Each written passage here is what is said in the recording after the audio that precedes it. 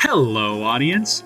Isn't it crazy how phone graphics just keep getting better? I mean, just look at this!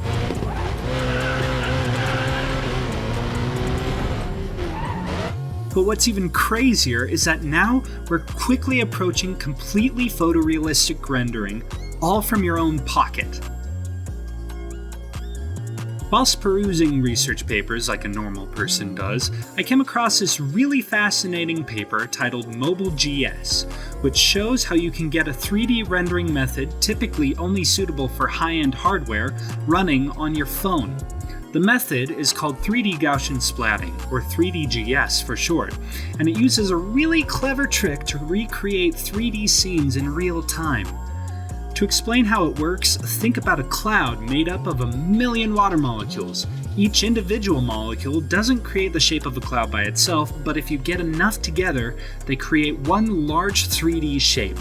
3D Gaussian splatting uses Gaussians, or spherical ellipsoids with different size and color attributes, then creates a shape made up of a cloud of thousands or even millions of these Gaussians. Now, this process typically takes a fair bit of computation power to render. As you can imagine, getting a phone to render millions of complicated points is a tricky thing to do. So tricky, in fact, that traditional methods of 3D-GS would run at 8 FPS while setting your phone on fire. In this research paper, this group proposes a new method to make phone rendering of 3D-GS magnitudes more efficient. This method took a look at what the biggest performance bottlenecks were. Most of the time, in order to figure out depth, 3D-GS renderers have to sort through all of the data and structure it. This sorting step tells the renderer at any point to know which particles are in front of other particles. Du, Wang, Zhan, and Yu decided to remove the sorting step entirely. While removing the sorting phase cuts out half of the rendering time, it also typically creates some weird transparency artifacts. However, this group of genius researchers added a tiny brain in the file called a multi-layer perceptron, or MLP for short. When the point cloud is initially created, this brain gets generated alongside it and contains the information needed to clear up these artifacts and encode light reflections.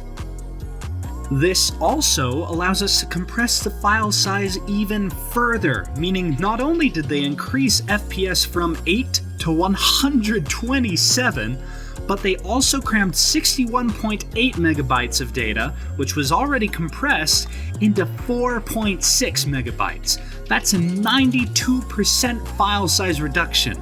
That's just an incredible performance gain. The end result can be seen right here. At no noticeable quality decrease, the performance on a mobile device is significantly better, opening up all kinds of applications for mobile devices, such as virtual tourism on your phone, or even viewing football games on a 3D field from any position you want. Now, this method does come with some trade-offs. Because we have to train our tiny AI MLP brain when we create our Gaussian representation of the 3D scene, we've added a significant amount of work during the initial processing time. Think of it like a fast food company spending a lot of effort manufacturing and processing all the ingredients and sauces ahead of time so that the actual cooking process is lightning fast. When the 3D data is created, it requires a more powerful GPU, meaning that phones cannot yet create the models themselves, even if rendering them is becoming incredibly quick. In addition, this method works best for small scenes rather than expansive scenes with more lighting sources. Our tiny MLP brain stops being so tiny when it has to account for all that extra information, making this method no longer feasible for your tiny pocket computer. Despite these shortcomings though, what a cool paper! Now you might be wondering, why isn't 3D Gaussian splatting used more often? I reached out to Dr. Paris Egbert, who has a PhD in computer science. In his expert opinion, he thinks one of the biggest obstacles to wider adoption of this technology is simply awareness. While there is still room for improvement with fidelity, speed, and accuracy, the tech is honestly good enough that it can be used in a lot of 3D visualization applications. So if you know anyone who is interested in using this technique, please spread the word of Gaussian splatting. Big thanks to the researchers over at the University of Technology Sydney, Adelaide University, and Li Auto Inc. I've included a link to the paper in the description. Check it out if you have a moment. There's no telling yet if I'll make more videos like this, but leaving a like and subscribing will show me how much y'all want to see more. So, until next time!